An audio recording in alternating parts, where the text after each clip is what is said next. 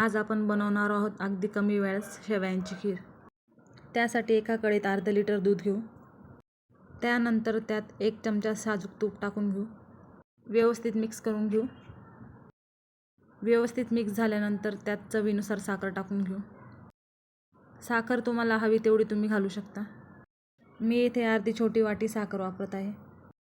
साखर टाकून झाल्यानंतर व्यवस्थित मिक्स करून घेऊ.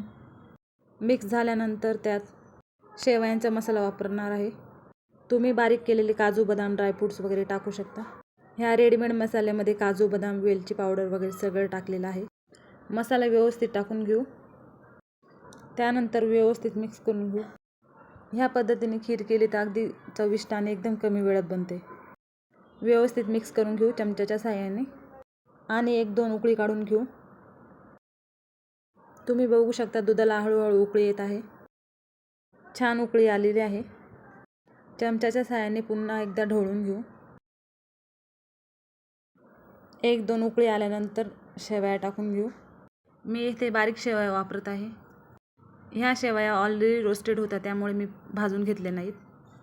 शेवया टाकून झालेलं आहे. आता व्यवस्थित मिक्स करून घेऊ आणि 1-2 उकळी आणून घेऊ. तर तयार आहे आपली अगदी कमी वेळात शेवयांची खीर. तुम्हीही नक्की ट्राय करून बघा अशा पद्धतीने शेवयांची खीर. रेसिपी आवडल्यास व्हिडिओला लाईक, शेअर, कमेंट आणि चॅनलला सबस्क्राईब नक्की करा. आणि अशाच साध्या सोप्या रेसिपींसाठी बेल आयकॉन नक्की दाबा. ह्यामध्ये तुम्ही ड्रायफ्रूटसुद्धा ॲड करू शकता. खूप छान लागते ही शेवयांची खीर. एकदम छान घट्टसरपणा आलेला आहे. आता गॅस बंद करून द्यायचा आहे आणि सर्व करून घ्यायची शेवयांची खीर.